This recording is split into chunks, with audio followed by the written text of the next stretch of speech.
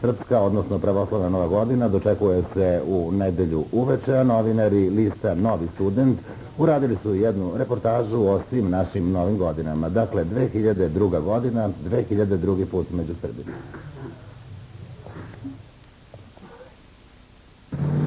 Vreme danas.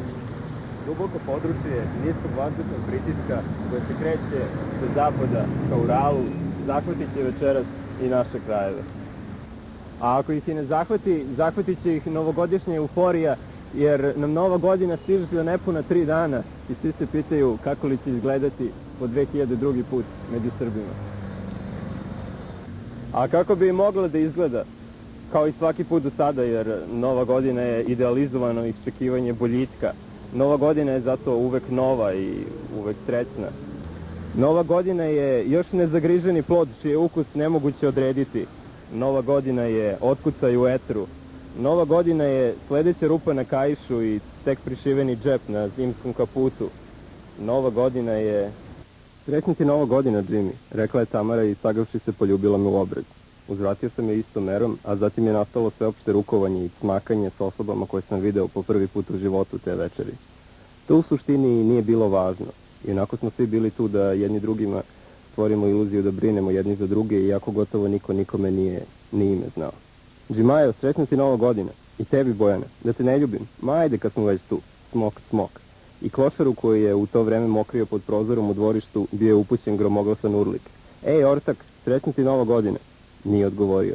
Neki vojvođanin u belom bacao je petarde kroz prozor. Jedna mu je pukla u ruci. Drugi tip, uplašen njenim praskom, ispustio je i razbio tanjer. Većih žrtava nije bilo. Pio sam tonik i grickao grisine dok su moje drugarice raspravljale o nastavku naše turneje po žurkama u gradu. Ranka je čučala pored telefona. Zoveš hitnu? Nisi mi čestitala ni Novu godinu. Zauzeto je. Sad ću. Srećna ti Nova godina, Jimmy. Smok, smok. Neko je ugasio svetlo i treći put sam coknuo u prazno. Pustili su čorbu i osipali isac. U ruci mi se nekako obreo i Madonin like a prayer. Pustite sestre Kovač, urlao je neko, dok je Bojana još uvijek bila revoltirana, što joj nisu dali da preko mikrofona otpeva Ostani đubre do kraja. Ranki je pukao balon. Tamara je na obrazu nosila otisak nečijih usana. Neka seka je grela prskalicu na plotni, dok...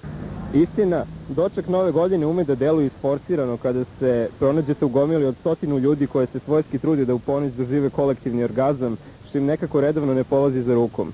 Ali naširoko kritikovati malograđansku atmosferu oko Nove godine bio bi samo drugi vid malograđanštine i to ne nadobudne. Ja stoga to neću učiniti. Kupite jelku sa busenom pa se busajte u grudi da je veće od komšine. Pošaljite razglednicu babi i dedi i rođacima u Australiju.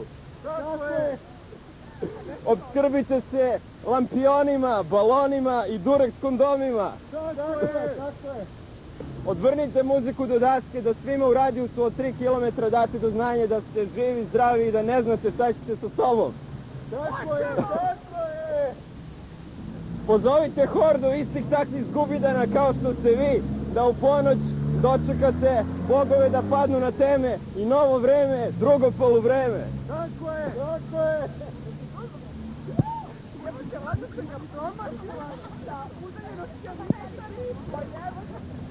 I ne slušajte zajedljivce.